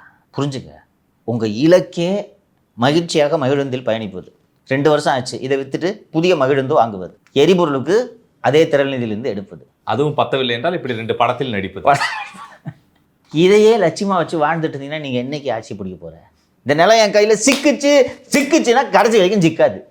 நீ தான் சிக்குவ ஒரு நாள். அதாவது நீங்கள் புத்திசாலியாக இருக்கலாம், ஆனால் மற்றவங்க பூரா முட்டாள்னு நினைக்கக்கூடாதுல்ல. மைக்கு முன்னாடி நல்லா பேசுனா அருமையாக பேசுகிறாருப்பா, சொல்கிறது பூரா உண்மைப்பா நம்பிப்பாங்களா? சைஸ் இந்த நேரத்தில் நீங்கள் புத்திசாலின்னு சொல்கிறீங்க பார்த்தீங்களா? இப்படிலாம் பொய் சொல்லாதீங்க சார் நீங்கள். இல்லைப்பா, ஒருத்தர் தன்னை வந்து புத்திசாலின்னு நினச்சிக்கிறது தவறு இல்லை. நீங்கள் புத்திசாலியாகவே கூட இருக்கலாம், ஆனால் மற்றவனை முட்டாள் நினைக்கக்கூடாதுல்ல, எல்லாரையும் முட்டாள் நினைக்கக்கூடாதுல்ல. அண்ணன் அப்படி நினைக்கிறார். இல்லைன்னா துப்பாக்கியில் ஸ்டிக்கர் ஒட்டி வச்சுருந்தான்னு கூசாமல் சொல்லுவாரா? இட்லி கூட கறி கதை சொல்லுவாரா? அது ஒரு இடத்துல இல்லை, கேட்குற இடத்துலலாம் சொல்கிறது. அதுவும் எப்படி இந்த வீடியோலாம் இருக்கும் பாரு. இப்போ என் கரையில் உட்காந்துட்டு பார்க்குறாராம், வேக வேகமாக ஒரு குட்டி போட்டில் எல்லாம் போகிறாங்களாம். என்னென்னு பார்த்தா ஆமாவோட கவுத்து போட்டு துடு போட்டு போகிறாங்களாம். என்னடா அது? இதை நீ மேடையில் சொல்கிறேன்னா அப்போ எங்களெல்லாம் எவ்வளோ மாங்கான்னு நினச்சிருப்ப நீ. அதான் 8லேருந்து 4 ஆச்சு, 4லேருந்து 1.5 போகுது பாரு. ஸோ அடுத்ததா பாஜக தலைவர் நயினார் நாகேந்திரன் அவர்கள் விஜய் அவர்கள் சட்டப்பேரவையில் சொல்லியிருந்தார் அப்பாவை காணான்னு சொல்லிட்டு. அப்பாவை காணான்னு உங்கள் அம்மாட்ட போய் கேளுங்க, உங்கள் அப்பா யார் அப்படின்னு சொல்லிட்டு பேசியிருந்தார் சார். அதற்கு பல தலைவர்களும் கடும் கண்டனம் தெரிவிச்சிருந்தாங்க. அதை எப்படி சார் பார்க்குறீங்க? ஏன்னா பொதுவாக வந்து இப்படி பேசக்கூடிய ஆள் இல்லை அவர். திரு நயினார் அவர்கள்கிட்ட இருந்து எதிர்பார்க்கல. யாகாவாராயினும் நாகாக்க காவாக்கால் சோகாப்பர் சொல் இழுக்குப்பட்டு என்று வள்ளுவர் சொல்கிறார். வழக்கமாக பாரதிய ஜனதா கட்சியில் RSS பின்புலத்திலிருந்து வந்தவர்களை தான் மாநில தலைவராக்குவார்கள். திரு நயினார் நாகேந்திரன் அவர்கள் அண்ணா திராவிட முன்னேற்ற கழகத்திலிருந்து வந்தவர். வேறு கட்சியிலிருந்து வந்திருந்தாலும் கூட அதிமுக பாரதிய ஜனதா கட்சியை கூட்டணி வெற்றி பெற வேண்டும், செழிக்க வேண்டும், நன்றாக இணைய வேண்டும் என்பதற்காகத்தான் பாரதிய ஜனதா கட்சி தலைமை திரு நயினார் நாகேந்திரன் அவர்களை தமிழக பாஜக தலைவராக்கியது. சரி, அந்த கூட்டணியை சிறப்பாக வெற்றி பெற செய்தாரா என்றால் அதுவும் இல்லை. சரி, பிஜேபிக்கு ஒதுக்கப்பட்ட தொகுதிகளில் ஒரு பெரும் வெற்றியை பெற்றாரா என்றால் அதுவும் இல்லை. கடந்த முறை வெற்றி பெற்ற தொகுதிகளை விட மிக குறைவாக 1/4 வெற்றியைத்தான் பெற்றிருக்கிறார். கிட்டத்தட்ட கட்சியை பின்னோக்கி இழுத்து சென்று விட்டார் என்றே தேசிய தலைமை கருதுகிறது. அப்படி இருக்கும்போது இந்த தோல்வியில் இருந்து மீண்டெழுந்து இந்த கட்சியை வலுப்படுத்துவதற்கு அவரை நம்பி மிகப்பெரிய பொறுப்பை ஒப்படைத்த தேசிய தலைமையின் நம்பிக்கையை பெறும் வகையில் அவர் செயல்பட வேண்டும். தாவேக அரசை தொடர்ந்து அவர் இடித்துரைத்து கொண்டிருக்கிறார். அவர் சரியான முறையில் இடித்துரைத்ததை நாமே நமது நிகழ்ச்சியிலே எடுத்து ரொம்ப அழகாக அந்த திரு மரியவில்சன் பேசியதற்கு அவர் திரு நயினாரோட ரியாக்ஷன் தான் ரொம்ப அழகாக பேசணும். இது என்னங்க பேச்சு? ஏற்கனவே ஒரு நடிகையை பற்றி பேசி சர்ச்சைக்குள் ஆளாகி தேர்தல் சமயத்தில் என்று நினைக்கிறேன் பேசி அது பெரும் சர்ச்சையாகி பிறகு வருத்தம் தெரிவித்தார். இப்போது இந்த பேச்சு அவசியமே இல்லை. இதனால் தாவேக தலைவருக்கோ அந்த ஆட்சிக்கோ எந்த பாதிப்பும் ஏற்பட போவதில்லை. அது மட்டும் இல்லை, அப்பாவை காணோன்னு திமுகவை நோக்கி தானே கேட்டிருக்காரு. அருமையாக சொன்னாங்க மாலதி. அது அவங்க பிரச்சனைங்க, உங்களுக்கு என்னங்க வந்துச்சு? முடிஞ்சா நீங்கள் 4 மிதி மிதிங்க. ஏன்னா உங்களுக்கும் அவங்க வந்து கொள்கை எதிரி தான். இல்லைன்னா திமுக கூட கூட்டணி அமைக்க போகிறோன்றதை வெளிப்படையாக சொல்லிட்டுங்க. திமுக கூட நீங்கள் கூட்டணி அமைச்சாலும் இந்த பேச்சை ஏற்றுக்கொள்ள முடியாது. உங்களை நம்பி தேசிய தலைமை கொடுத்த மிகப்பெரிய பொறுப்புக்கு நீங்கள் செலுத்தும் நன்றி கடனா? நீங்கள் பேசிய இந்த பேச்சை அமித்ஷா விரும்புவாரா, மோடி விரும்புவாரா என்பதை திரு நயினார் நாகேந்திரன் சிந்தித்து பார்க்க வேண்டும். வெகு விரைவில் திரு நயினார் நாகேந்திரன் அவர்கள் தலைமை பதவியிலிருந்து மாற்றப்படுவார். நேற்று நான் டெல்லியை சேர்ந்த சில தலைவர்களிடம் பேசினேன். அவர்களாக அழைத்தார்கள். ஒரு வருடம் கழித்து மாற்றலாம் என்று நினைத்திருந்தோம். விரைவில் மாற்றும் முடிவுக்கு நாங்கள் வந்து விட்டோம். இது கஷ்டம். இருக்கிற 1-2 ஓட்டையும் ஒரு காலி பண்ணுவார் போல இருக்கு. இப்படி பேசினா பெண்கள் ஓட்டு எப்படி சங்கர் பிஜேபிக்கு விழும் என்று வருத்தப்பட்டார்கள் அந்த தலைவர்கள். அதனால் விரைவில் இவர் மாற்றப்பட உள்ளார். அடுத்ததான் நேற்று திமுக வழக்கறிஞர் அணி கூட்டம் நடந்துச்சு சார். அதில் உதயநிதி அவர்கள் பேசியிருக்காரு. முன்னெல்லாம் நாங்களே வந்து சொந்த செலவில் ரோட் ஷோ போவோம், RSS செலவுலேயே எங்களுக்கு ரோட் ஷோ கூட்டு போயிருக்காங்க. அது நல்ல வசதியாக உள்ளுக்குள்ளே 4 பேர் நல்லா பேசிக்கிட்டு ஜாலியாக நாங்கள் டூர் மாதிரி போயிட்டு வந்தோம் அப்படின்னு. போகிற இடத்துலலாம் வந்து கழக தொண்டர்கள் டீயும் காஃபியும் கொடுத்துக்கிட்டு இருந்தாங்களாம். முதலில் திரு உதயநிதி அவர்கள் பேசியதற்கு வருவோம்.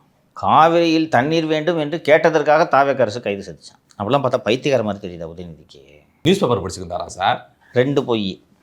ஃபஸ்ட்டு காவல்துறையினர் வரும்போது நீங்கள் ஆழ்ந்த நித்திரையில் இருந்திருப்பீர்கள். கழிப்பறை இல்லையா சார்? அதுக்கு பின்னாடி வரேன். ஓகே. ஆழ்ந்த நித்திரையில் இருந்திருப்பீர்கள். ஏன்னா உங்களுக்கு அது நள்ளிரவு. அது முதல் பொய். செய்தித்தாள் படிக்கிறேன்னு சொன்னீங்க பார்த்தீங்களா, கப்புன்னு. இதெல்லாம் பார்த்தா எப்படி பார்த்துருது? செய்தித்தாள்லாம் படித்தா உருப்பிட்டுருப்பிய பாசு. நீ செய்தித்தாள்லாம் படிச்சிருந்தா செய்தித்தாளில் இருக்கும் தரவுகளை பேசுவீர்கள். ஏன் நடிகை பற்றி பேசுகிறீர்கள்? இரட்டை அர்த்தத்தில் ஏன் பேசுகிறீர்கள்? கப்புன்னு விவரம் தெரியாதுன்றதுக்காக சோகா விடுற பற்றியா பொய்யினே எம்பாஸ்? அண்டு உங்கள் கட்சியின் மாவட்ட செயலாளர் முன்னாள் அமைச்சர் வந்து சொல்கிறார், காலை கடன்களை முடிக்க அனுமதி தாருங்கள். அவங்க ஒய்ஃபும் சொன்னாங்க.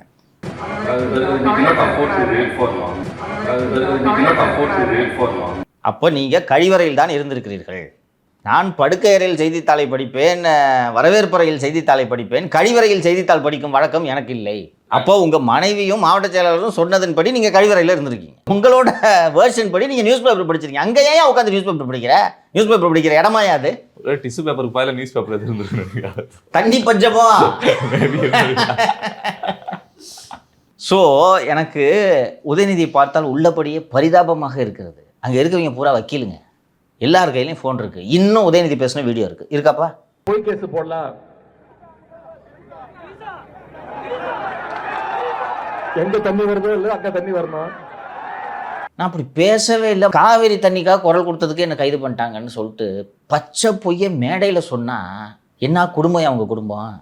எமர்ஜென்சியை பார்த்துருக்கோம், விசாவை பார்த்துருக்கோம், இதெல்லாம் எங்களுக்கு ஒரு பெரிய விஷயமான்றாரு. அப்புறம் ஏன் கழிவறையில் அமர்ந்திருந்தீர்கள்? இந்த நேரத்தில் தாவேக அரசிட்ட கேட்டுக்கிறேன் சார். இந்த நீங்கள் ஏதோ சொன்னீங்களே சார், முன்னாடி சொன்ன மாதிரி சர்க்காரியா கமிஷன் அந்த அறிக்கை ஃபுல்லாக வெளியிடுங்க. இவர் மிஸ்ஸா சட்டத்தில் உள்ளே போனாரா இல்லையா நான் பார்க்கணும் சார். அதையும் தெரிஞ்சுக்கணும். உண்மையிலேயே இவர் உள்ளே சென்றாரா இல்லையா என்பதை பார்க்க வேண்டும், விசாரிக்க வேண்டும். இப்படி அப்பட்டமாக புழுகிறீங்களே, அப்படி நடக்கவே இல்லை, நான் அப்படி பேசவே இல்லைன்னு இந்த நேரத்தில் அவர் நம்ப விரும்புறாருன்னு நினைக்கிறேன், நம்ம அப்படி பேசலைன்னு. இன்னொரு போய் வேற சொன்னார் சார், காவல்துறை வந்திருக்குன்னு ஒரு செய்தி வந்துருச்சான் சார். வந்தது தான் யோசிச்சுக்கிட்டாராம் நம்ம என்ன பேசணும்னு. நம்ம டம்மி முதல்வர்னு சொன்னோம், அப்புறம் இன்னும் ஏதோ 2 விஷயங்கள் பற்றி பேசணும். நமக்கு எதுக்கு கைது பண்ண வந்திருக்காங்க, ஒருவேளை டம்மி முதல்வர்னு சொன்னதுக்காக தான் அரெஸ்ட் பண்ண வந்திருக்காங்க போல அப்படின்னு இவர் நினச்சிக்கிட்டாராம். சோசியல் மீடியாவில் அவர் பேசுனதுலேருந்து ஃபுல்லாக அடிச்சுக்கிருக்காங்க. இவர் நினச்சிக்கிட்டு இருக்காரு. அப்போ எந்த உலகத்தில் வாழ்ந்துட்டு இருக்கீங்க நீங்கள்?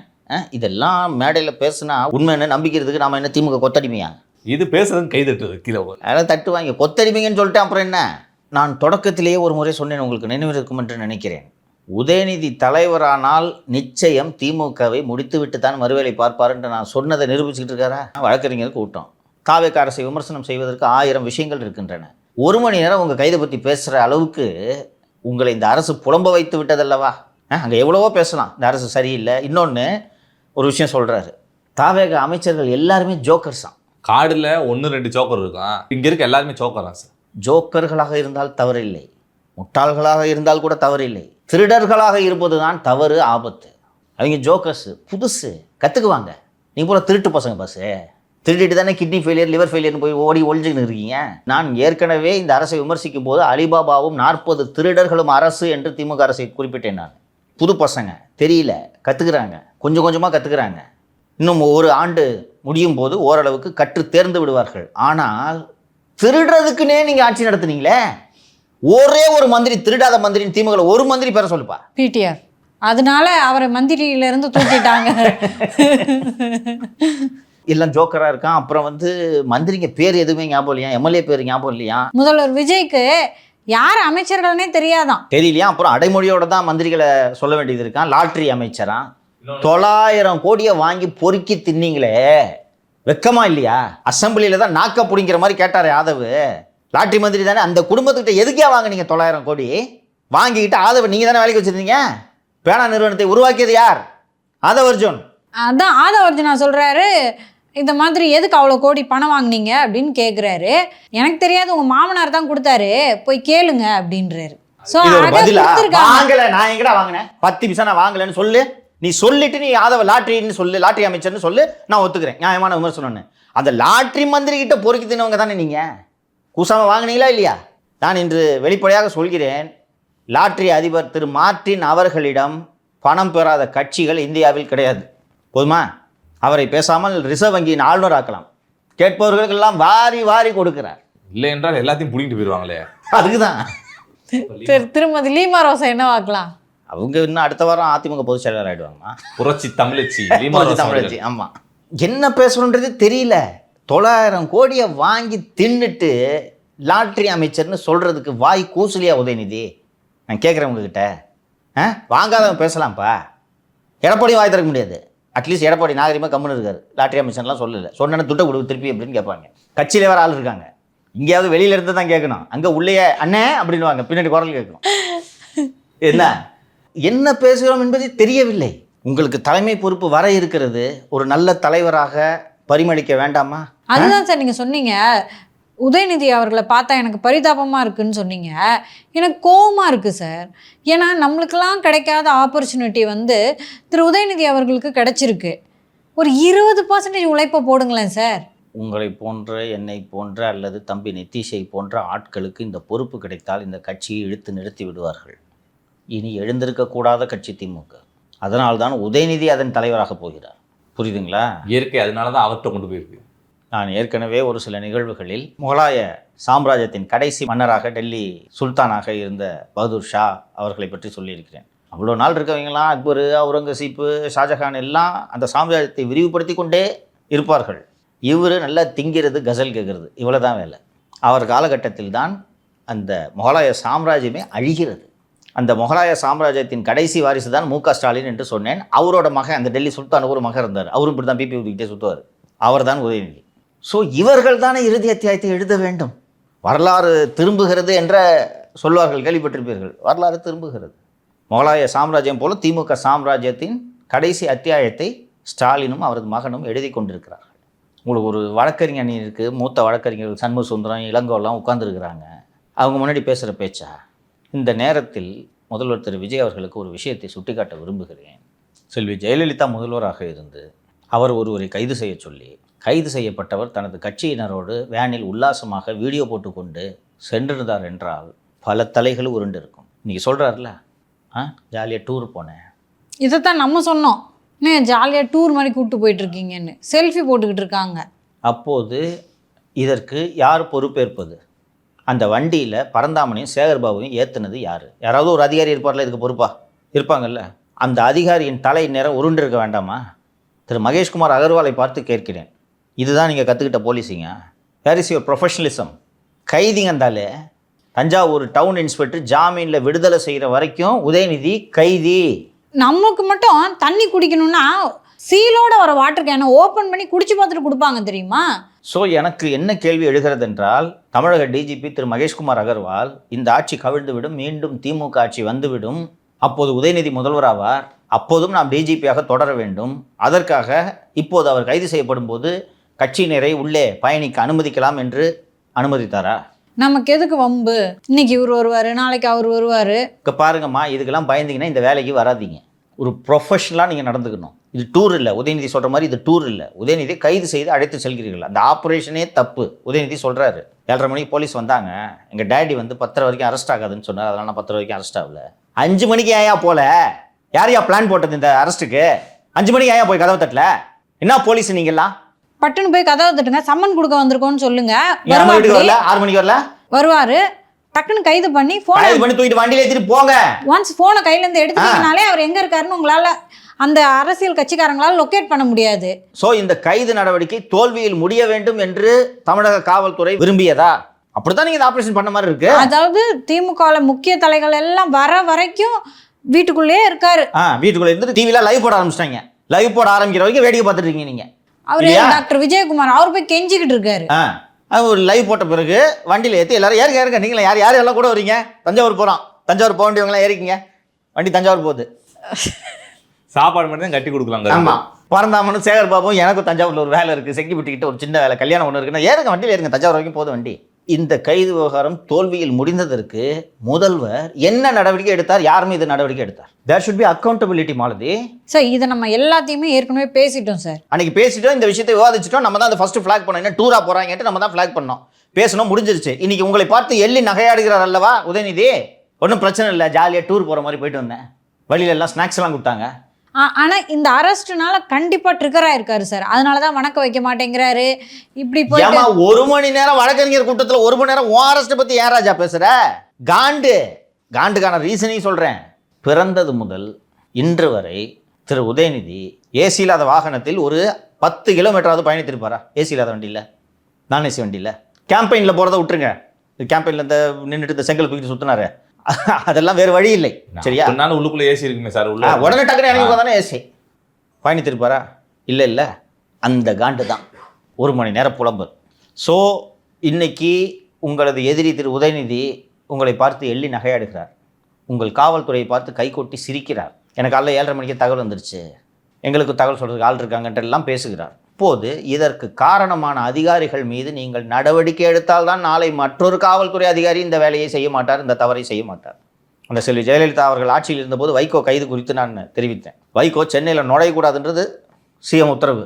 அப்போது இந்த நடராஜன் என்ற ஈரோட்டுக்காரர் ஒருவர், கே நடராஜன், ஓரமாக தானே நடக்கிறார் உடியா அப்படின்ட்டாங்க. மதியம் புது கமிஷனர். இப்படி இருக்க வேண்டும் முதல்வர். இப்படி இருந்தால் தான் இந்த அதிகாரிகளுக்கு பயம் இருக்கும். என்னங்க கூட ஆளுங்கள்லாம் போகிறாங்க, இல்லை சார் அது ஒன்றும் தப்பு இல்லை சார், லாண்ட் ஆர்டர் பிரச்சனை வந்துடும், அதை அவாய்டு பண்ணுறதுக்காக நாங்கள் இவங்களை அனுமதிச்சோன்னு உருட்டுவாங்க. ஏன்னா சிஎம்க்கு எதுவும் தெரியாதுன்னு நினைப்பு இவங்களுக்கு. இதை முதல்வர் அனுமதிக்க கூடாது.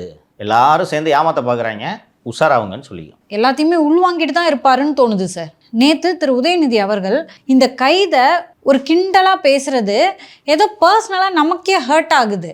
அப்போ திரு விஜய் அவர்களுக்கு இது எப்படி இருக்கும்? ஆனால் திரு விஜய் அவர்கள் முன்னாடி இருக்க சவால் இன்னைக்கு என்னன்னா 70 ஆண்டு கட்சி 2 வருட கட்சி இவங்களோட போட்டி போட வேண்டிய தேவை இருக்கு. அதிகாரிகள் அரசியல்வாதிகள்னு யாருக்குமே இன்னும் திரு விஜய் அவர்கள் மேலே நம்பிக்கை வரல, இந்த அரசு மேலே ஒரு நம்பிக்கை வரல, ஸ்டெபிலிட்டி இருக்கா இல்லையான்னு சொல்லிட்டு இதெல்லாம் எப்படி முறியடிக்கிறது அப்படின்ற ஒரு ஸ்ட்ராட்டஜி பண்ணிட்டு இருப்பாரு அப்படின்னு நான் நம்புகிறேன் சார். ஸ்ட்ராட்டஜி பண்ண வேண்டும், இது என்னுடைய கோரிக்கை. பண்ணிட்டு இருப்பாரு அப்படின்ட்டு நான் நம்ப தயாராக இல்லை. பண்ணிட்டு இருந்தாருன்னா இந்த தவறுகள் ஏன் நடக்கிறது? தொடர் தவறுகள் நடக்கிறது.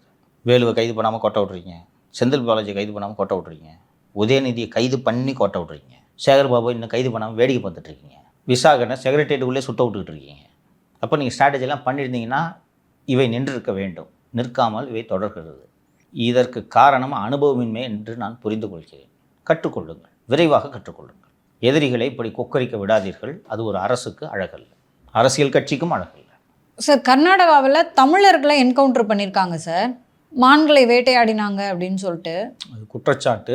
கொல்லப்பட்டவர்கள் 3 பேரும் தமிழர்கள். கர்நாடக மாநிலம் ஹனூரில் நடந்த அந்த 3 தமிழர்களின் கொலையை கண்டித்து மக்கள் அங்கே பெரும் போராட்டம் நடத்தியிருக்கிறார்கள். அந்த போராட்டத்தை ஒட்டி கர்நாடக அரசு அந்த 3 பேரும் கொல்லப்பட்டது தொடர்பாக கொலை வழக்கு பதிவு செய்து உத்தரவிட்டுள்ளது. கொலை வழக்கம் பதிவு செய்யப்பட்டு விட்டது. தமிழக முதல்வர் அவர்களும் 3 கொல்லப்பட்டது குறித்து அதிர்ச்சி தெரிவித்திருக்கிறார், வருத்தம் தெரிவித்திருக்கிறார். முதல்வர் அவர்கள் இந்த வழக்கை கர்நாடக அரசு சிபிஐயிடம் ஒப்படைக்க வேண்டும் என்று கோரிக்கை வைக்க வேண்டும். ஏனென்றால் என்னதான் அரசு கொலை வழக்கு பதிவு செய்ய உத்தரவிட்டாலும் வனத்துறை அதிகாரிகளை காவல்துறை அதிகாரிகள் கைது செய்து விசாரணை நடத்துவார்கள் என்று எனக்கு நம்பிக்கை இல்லை. Justice should not only be done, justice should appear to be done என்று ஆங்கிலத்தில் லாட்டின் மொழியில் சொல்வார்கள் என்று நினைக்கிறேன். அதுபோல இந்த வழக்கில் புலன் விசாரணை சரியாக நடக்கிறது என்று தமிழகத்தில் உள்ளவர்களை நம்ப வைப்பதற்காகவாவது கர்நாடக அரசு இவ்வழக்கின் புலன் விசாரணை சிபிஐ வசம் ஒப்படைக்க வேண்டும். இந்த கோரிக்கை தமிழக அரசிடமிருந்து எழுத வேண்டும். இது தொடர்பாக தமிழக முதல்வர் கர்நாடக முதல்வருக்கு கடிதம் எழுதினால் சிறப்பாக இருக்கும் என்று நம்புகிறேன். அடுத்ததா தாவேக்கு ஆட்சி அமைந்து 100 நாட்கள் ஆகுது சார், எப்படி பார்க்குறீங்க? அது தொடர்பான ஒரு விளம்பரம் வேற ஃப்ரண்ட் பேஜில் வந்திருக்கு. இந்தியா முழுக்க எல்லா செய்தித்தாள்களிலும் இந்த 100 நாள் சாதனைகள் என்ற விளம்பரம் கொடுக்கப்பட்டிருக்கின்றன. அதில் வந்து நாங்கள் 717 டாஸ்மாக் கடைகளை மூடணும், சிங்கப்பெண் அதிரடிப்படை, அதுலாம் நிறைய சொல்லியிருக்காங்க. ஒரு யுகத்திற்கான மக்களின் மனசாட்சி என்று டேக்லைன்லாம் போட்டு சொல்லியிருக்காங்க. அது ஒரு யுகத்திற்கான மனசாட்சியா இல்லையா என்பதெல்லாம் நீங்கள் சொல்லக்கூடாது, காலம்தான் சொல்ல வேண்டும். இந்த 100 நாளில் ஒரு சில குறிப்பிடத்தக்க சாதனைகளை நாம் சொல்லியே ஆக வேண்டும். என்னை இம்ப்ரெஸ் பண்ண எனக்கு பிடிச்ச ஒரு சில விஷயங்கள் மட்டும் இந்த அரசின் மாபெரும் சாதனைகளாக நான் பார்க்கிறேன். அதை பதிவு செய்து விடுகிறேன். அடுத்து என்ன என்பதையும் சொல்லிவிடுகிறேன். முதலில் இந்த சட்டப்பேரவை நிகழ்ச்சிகளை நேரலை செய்ததை இந்த அரசின் மாபெரும் சாதனை என்று நான் பார்க்கிறேன். எல்லாரும் பேசுவாங்க, எந்த கட்சியும் செய்யாதுப்பா, டிஎம்கே ஏடிஎம்கே கடைசி வரைக்கும் செஞ்சுருக்காதுப்பா, இஷ்டத்துக்கு மாமா மச்சானும் உள்ளே கொஞ்சிக்கலாம், எது வேணாலும் பண்ணிக்கலாம், இதை மட்டும் போடு. ஆளுங்கட்சிக்கு எது சாதகமாக இருக்கிறதோ அதை மட்டும் போடு. திமுக ஆட்சியில் எடப்பாடி பழனிசாமி பேசும்போதெல்லாம் நேரலை துண்டிக்கப்படும். கேமராவே காட்டாது. அவர் பார்த்துருக்கீங்களா, நல்லா ப்ரிப்பேர் பண்ணிவிட்டு நல்லா தான் பேசுவார். அவர் காட்ட மாட்டாங்க, சபாநாயகர் தான் காட்டுவாங்க. இப்போது இந்த நேரலையை சாமானிய மக்கள் எல்லாம் பார்க்கிறார்கள், கோடானு கோடி மக்கள் பார்க்கிறார்கள், ரசிக்கிறார்கள். இவ பேசுறது கரெக்ட், அவன் பேசுறது தப்பு அப்படின்னு விவாதிக்கிறார்கள், விமர்சனம் செய்கிறார்கள். இதுதானே ஜனநாயகம். ஒன்று. ரெண்டாவது, எங்கே எந்த மூலையில் குறைகள் சுட்டிக்காட்டப்பட்டாலும் அந்த குறைகளை நிவர்த்தி செய்ய இந்த அரசு முனைப்பு காட்டுகிறது. இது ஒரு 100 நாள் சூடுன்னு வச்சுக்கலாம். 100 நாளில் இந்த புது கல்யாண விசேஷம் போல் இது இருக்கிறது. ஆனால் இது தொடரும் என்ற நம்பிக்கை எனக்கு இருக்கிறது. ஏன்னா ஜெயிச்சு தான் இனிமேல் என்ன இவனுங்களை பற்றி எதுக்கு கண்டுக்கிட்டு என்றெல்லாம் இல்லாமல் முதல்வரே சுதந்திர தின உரையில் சொல்லிவிட்டார் அல்லவா. ஸோ முதல்வரே வந்து இந்த சுதந்திர தின உரையில் வந்து ஓட்டு போட்டுட்டா முடிஞ்சு போச்சு, உங்கள் வேலை முடிஞ்சு போச்சு, இது உங்கள் கவர்மெண்ட், நீங்கள் தான் பார்த்துக்கணும், கூட இருந்து பார்த்துக்கணும், எல்லாத்தையும் சுட்டி காட்டணும். இன்றைக்கி நம்ம காலையில் இந்த ஆஃபீஸுக்கு பூஜை போகிறதுக்கு போயிட்டு வந்தோம் சார். அப்போ கூட ஒரு ஆட்டோக்காரர் வந்து எங்கள் தலைவருக்கு சப்போர்ட் பண்ணுங்க அப்படின்ட்டு. இது மாதிரி எத்தனை பேர் என்கிட்ட சொல்லியிருக்காங்க தெரியுமா? சின்ன பசங்க சொல்லுவாங்க, ரைட்டா, சின்ன பசங்க சொன்னாங்கன்னா இது இந்த தாவேக்க ஜென்சி கிட்ஸு வர்ச்சுவல் வாரியர்ஸாக இருப்பாங்க, அவங்க சொல்கிறாங்க. வயதானவர்கள் சொல்கிறார்கள். நானும் மாலதி இங்கே வெளில போனேன்னா கொஞ்சம் பார்த்துக்குங்க, கவர்மெண்ட்டுக்கு சப்போர்ட் பண்ணுங்கள். இன்றைக்கி அவங்க எம்எல்ஏ போகிறது இல்லை, மந்திரி எதுவுமே இல்லை, சாமானியர்கள் ஹோட்டலில் எங்கன்னா சாப்பிட போவோம், அங்கே நின்றுட்டு பக்கத்து டேபிளில் சாப்பிட்டுட்டு இருப்பாங்க, வந்துட்டு இதுக்கு சொல்லுவாங்க. திரு விஜய் அவர்கள் சொல்கிறாருல, இது உங்கள் அண்ணா ஆட்சியாக பாருங்கள், உங்கள் மகன் ஆட்சியாக பாருங்கள், அப்படி தான் பார்க்குறாங்க எல்லாம். எப்படி சார் இது, இந்த உணர்வு பூர்வமான பாண்ட் எங்கே சார் உருவாச்சு? ஆராய்ந்து விடை காண முடியாத ஒரு கேள்வி என்று நான் புரிந்து கொள்கிறேன். இது எப்படி, இதெல்லாம் உங்களுக்கு எப்படி இவ்வளவு கோடி மக்களுடைய பிரெயின் எல்லாம் ஒன்றா ஒயர் ஆகுதுன்றதை என்னால் கண்டுபிடிக்க முடியல. ஆர்டிஃபிஷியலாக இதை கிரியேட் பண்ண முடியாது. அது எப்படி பண்ண முடியும்? அது முடியாது. எனக்கு நான் வந்து பல ஆட்சிகளை பார்த்துருக்கிறேன். கலைஞர் கருணாநிதி முதலமைச்சராக இருந்தபோது கூட என்னிடம் யாரும் இப்படி சொன்னதில்லை. ஏங்க நம்ம தலைவர் ஆட்சிங்க கொஞ்சம் பார்த்துங்க அப்படின்ட்டு. ஜெயலலிதா முதல்வராக இருந்தபோதும் சொன்னதில்லை. எடப்பாடி கேட்கவே வேண்டாம். குளத்தூர் முன்னாள் எம்எல்ஏவோட ஆட்சியை பற்றி நான் சொல்ல வேண்டியதில்லை. கட்சிக்காரனே சொல்ல மாட்டான். அச்சு ஆடுத்தலை திமுக பல பேர் என்கிட்ட சொல்லியிருக்கான். கரெக்டு தான் நீ எல்லாம் பேசுறது, அட்டித்தலை நீ, எங்களால தான் பேச முடியல இப்படி தான் சொல்லியிருக்காங்க. இப்போ நம்மக்கிட்ட இது போல் சொல்வது, இன்று காலையில் நாம் சந்தித்த அந்த ஆட்டோக்காரர் தாவேக கட்சி கூட கிடையாது, பப்ளிக்கு, பொதுஜனம். இதுதான் இந்த அரசின் ஆகப்பெரிய சாதனை என்று நான் பார்க்கிறேன். இந்த சாதனையை எளிதாக எந்த கட்சியும் நிகழ்த்த முடியாது. என்னங்க சார், முதல்வர் விஜய் அவர்கள் வந்து இந்த மாதிரி சாமானிய மக்களை சந்திப்பதற்கு வாய்ப்பு கிடைக்குதான்னு எனக்கு தெரியலை. வாய்ப்பு இருக்காதுமா. நீங்கள் அவரோட செக்யூரிட்டி இஷ்யூஸ் இருக்குது, வேரியஸ் இஷ்யூ இருக்குது. சாமானிய மக்களை அவரால் சந்திக்க முடியாது. ஆனால் சாமானிய மக்களுடைய மனநிலை இதுவாக தான் இருக்குது. இதுதான் இருக்குது. அதே நேரத்தில் 100 நாட்கள் முடிந்து விட்டது, தேனிலவு முடிந்து விட்டது. இனி விமர்சனங்கள் கூர்மையாகும். 100 நாள்ன்றது ஒரு கவர்மெண்ட்டுக்கு மினிமம் நாம் கொடுக்க வேண்டிய கூலிங் பீரியட். இதுக்கு மேலே நாங்கள் புதுசு கற்றுக்கிறோம் தெரியாது என்பது மக்களால் ஏற்றுக்கொள்ளப்படாது. விஜய் மீது என்னதான் பிரியம் இருந்தாலும் குறைகள் கண்ணுக்கு பெரிதாக தெரிய தொடங்கும். இதற்கு பிறகு எதிர்பார்ப்புகள் அதிகமாக எதிர்பார்ப்புகள் உச்சத்தில் இருக்குது. அதை நிறைவேற்றுறதே பெரிய மலை போன்ற விவகாரம் திரு விஜய் அவர்களுக்கு. எதிர்கட்சிகளும் சும்மா விடாது. செட்டிலாகவே விடக்கூடாது இந்த கவர்மெண்ட்டை. புரியுதா? செட்டிலாகி எல்லாத்தையும் கற்றுக்கிட்டு நிம்மதியாக செட்டில் ஆகிட்டாங்கன்னா இவங்க நிரந்தரமாக உட்காந்துருவாங்க. அது தெரியும், எடப்பாடிக்கும் தெரியும், உதயநிதிக்கும் தெரியும். நிரந்தரமாக உட்கார விடக்கூடாது. ஸோ எவ்வளவு சிக்கல்களை ஏற்படுத்த முடியுமோ அவ்வளவு சிக்கல்களை ஏற்படுத்துவார்கள். டெல்லியிலே நடந்த இந்த கரப்பான்பூச்சி கட்சியின் போராட்டத்தை போல தமிழகத்திலே நீட்டுக்கு ஒரு போராட்டத்தை உருவாக்கி ஒரு பெரிய லாண்ட் ஆர்டர் பிரச்சனை கிரியேட் பண்ணலாம் என்று மாவோயிஸ்டுகளும் மற்றவர்களும் சேர்ந்து கொண்டு போராட்டத்தெல்லாம் தொடங்கினாங்க. அது பிசுபிசுத்து போய்விட்டது. இது போன்ற முயற்சிகளில் இவர்கள் தொடர்ந்து ஈடுபடுவார்கள். தமிழகத்தில் மாவோயிஸ்டுகளுக்கு உயிர் கொடுப்பதற்கு நிதி உதவி அளித்து திமுக வேலை செய்து வருகிறது. இது ஒரு பெரிய கான்ஸ்பிரசி. இதை உங்களோட உளவுத்துறையோ உள்நாட்டு பாதுகாப்போ கண்டறிந்து சொல்லும் என்ற நம்பிக்கை எனக்கு இல்லை. ஏன்னா உள்நாட்டு பாதுகாப்புக்கு ஒரு விளங்காத அதிகாரியை போட்டிருக்கீங்க, ஷெஃபாஸ் கல்யாண், விளங்காத அதிகாரியை போட்டிருக்கீங்க. ஸோ அவருக்கு இது இந்த கியூ பிரான்ச்சில் என்ன வேலை, கியூ பிரான்ச் எதுக்கு வேலை செய்து என்ன வேலை செய்ய வேண்டும் என்பது ஷெஃபாஸ் கல்யாணுக்கு இன்னும் 10 வருஷம் ஆனாலும் தெரியாது. இப்போவே சொல்கிறேன் நான். இல்லை இன்னொன்று, அருணுக்கு கீழே வேலை பார்த்தவர் திரும்ப திமுக வருவதைத்தான் விரும்புகிறாரு, எப்போதும் விரும்புகிறார். வந்துவிடும், மீண்டும் அருணே ஆணையராக வந்து விடுவார் என்று நம்பிக்கொண்டிருக்கிறார் ஷெஃபாஸ் கல்யாண். இதெல்லாம் ஒரு பெரிய லெவல் கான்ஸ்பிரசி. ஏற்கனவே நீங்கள் பார்த்துருப்பீங்க எம்எல்ஏக்களை தூக்குறதுக்கு எவ்வளோ வேலைகளை செய்து கொண்டிருந்தார்கள் என்று. எம்எல்ஏக்களை விலைக்கு வாங்கும் முயற்சி இப்போதும் நடைபெற்று கொண்டிருக்கிறது. எடப்பாடி பழனிசாமியும் திமுகவும் இணைந்து இந்த வேலையில் ஈடுபட்டு கொண்டிருக்கிறார்கள். அவர்களால் 2 பேராலும் இன்னமும் இந்த ஆட்சி தொடர்வதை ஜீரணித்து கொள்ள முடியவில்லை. அதே நேரம் இவர்கள் நன்றாக கற்றுக்கொண்டு ஆட்சி நடத்த தொடங்கிவிட்டால் நாம் எப்போதும் தேர்தலில் வெல்ல முடியாது என்பது இருதரப்புக்கும் தெரிகிறது. ஆனால் எப்படியாவது இதை கவுத்துடணும். அந்த ஃபஸ்ட்டு 6 மந்த்ஸுக்கு பிறகு தானே அடுத்த நம்பிக்கையில்லா தீர்மானம். அப்போ எம்எல்ஏக்கள் நம்ம கையில் இருக்கணும்னு 2 கட்சியும் சேர்ந்து வேலை செய்கிறாங்க. இந்த சவால்கள் எல்லாம் விஜய் அவர்கள் முன்பு இருக்கிறது. இதை எதிர்கொள்வது அத்தனை எளிதல்ல. ஆனால் எதிர்கொள்ளும் மன உறுதி திரு விஜய் அவர்களுக்கு உண்டு என்று நான் மனமாற நம்புகிறேன். திரு விஜய் அவர்கள் எதுவோ செய்ய முயற்சி பண்ணுறாரு சார். ஆனால் வந்து அவருக்கு சப்போர்ட்டாக இருக்க வேண்டிய அதிகாரிகள் சொதப்புறாங்க. அதே வழக்கு நீதிமன்றத்துக்கு போகுதுன்னா அது அங்கே சொதப்பலாகுது. ஸோ அப்படி இருக்கும்போது அவர் வந்து இந்த துரோகங்களெல்லாம் பார்த்து சோர்ந்துருவாரோன்னு ஒரு சிறு அச்சம் வருது சார். துரோகங்களை பார்த்து அவர் சோர்ந்துட்டான்னா அவருக்கு வாக்களித்த மக்களுக்கு என்ன பதில் சொல்லுவார்? ஏம்மா சுதந்திர தினம் ஒரே பார்த்தீங்களா, சோர்வடைகிற மாதிரியா இருந்துச்சு, சல்யூட்லாம் பார்த்தீங்களா எப்படி இருந்துச்சுன்னு. அதுதான் உற்சாகம். அதனால் அவர் சோர்வடைய மாட்டார். அவர் சோர்வடையாமல் இருப்பதற்கு தானே நாம் எல்லாம் பேசி கொண்டிருக்கிறோம். தமிழக மக்களுக்காக அவர் சோர்வடையக்கூடாது, அடைய மாட்டார். ஏமா இத்தனை கோடி பேர் நம்பி வாக்கு போட்டிருக்காங்க, இந்த அதிகாரிகளை ஒழுங்காக வேலை செய்யலன்ட்டு சோர்வடைஞ்சு போயிடுவாரா? அதுக்கு தான் எளிதான யோசனை சொல்கிறேன். 4 அதிகாரியை சஸ்பெண்ட் பண்ணுங்க, தானாக வழிக்கு வருவாங்க. எங்கே போகிறாங்க? இவங்களோட உயிர் அந்த வேலையில் தான் இருக்குது. திரு விஜய் அவர்களின் நம்பிக்கைக்கு பாத்திரமான சாய்குமாரே சொல்லுவார், சார் சஸ்பென்ஷன்லாம் பண்ணக்கூடா மொரால் போயிடும் சார், அதிகாரிகள் இதாகிடுவாங்கண்ணே. யோ சஸ்பென்ஷன் அடிச்சு எடுத்துன்னு வாயா, இவ்வளோ தான் சொல்லணும் சார். இல்லை சார், ஆஃபீஸர்ஸ்லாம் இதாகிடுவாங்க, ரிவோல்ட் பண்ணிவிடுவாங்க. எப்படி ரிவோல்ட் பண்ணுறாங்கன்னு பார்ப்போம். திரு விஜய் அவர்களுக்கு உறுதியாக ஒரு விஷயத்தை சொல்லிக் கொள்கிறேன். விஜய் அவர்களின் ஊழல் எதிர்ப்பு நடவடிக்கையில் மத்திய அரசு உறுதியாக அவர் பின்னால் நிற்கிறது, முழுமையாக அவர் பின்னால் நிற்கிறது. இந்தியாவில் எந்த மாநிலத்திலும் இது போல் ஒரு கரப்ட் பியூரோக்ரஸி கிடையாது. டெல்லியிலேயும் ஐஏஎஸ் ஐபிஎஸ் ஆஃபீஸர்ஸ் தானே இருக்காங்க. என்னையா 300 கோடி 400 கோடின்னு பேசிக்கிட்டு இருக்கீங்க? 1 கோடி 2 கோடியே இங்கே எவனும் சம்பாதிக்க மாட்டாங்க. எல்லா அதிகாரியும் 300 400 கோடின்றாங்க. சார் கழிவறை ஊழல்லே நம்மளே 1000 1200 கோடி தான் பார்த்தோம் சார். ஸோ விஜயோட இந்த ஊழல் எதிர்ப்பு நடவடிக்கைக்கு அவர்களது முழு சம்மதம் உண்டு. 4 ஆஃபீஸரை சஸ்பெண்ட் பண்ண சொல்லுங்கள், அவ்வளோதான். வழிக்கு வருவாங்க.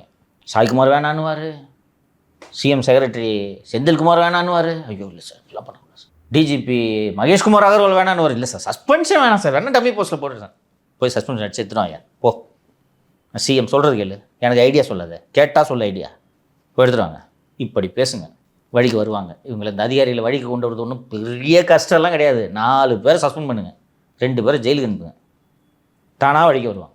நீங்கள் 1.5 கோடி பேருக்காக வேலை செய்கிறீங்க, இந்த 1 டஜன் அதிகாரிகளுக்காக இல்லை. 1.5 கோடி உங்களுக்கு வாக்களித்த 1.5 கோடி இல்லை, 8 கோடி மக்களுக்காகத்தான் நீங்கள் இருக்கிறீர்கள். 800 பேர் உட்கார்ந்துக்கிட்டு உங்களை ஆட்டி படைக்கக்கூடாது. இதை நினைவில் வைத்துக்கொண்டு நீங்கள் பயணிக்க வேண்டும் என்பது தான் உங்களது 100 நாள் சாதனைகள் கொண்டாடும் நேரத்தில் சவுக்கு மீடியா சொல்லக்கூடிய செய்தி. மேலும் இதே போன்று இந்த ஆட்சி செம்மையாக தொடர்வதற்கு எங்களது மனமார்ந்த வாழ்த்துக்கள். இந்த ஆட்சி செம்மையாக தொடர்வதற்கு எங்களது முழுமையான ஒத்துழைப்பு எப்போதும் உண்டு என்பதை சவுக்கு மீடியா சார்பாக தெரிவித்துக் கொள்கிறோம். நன்றி. நன்றி சார்.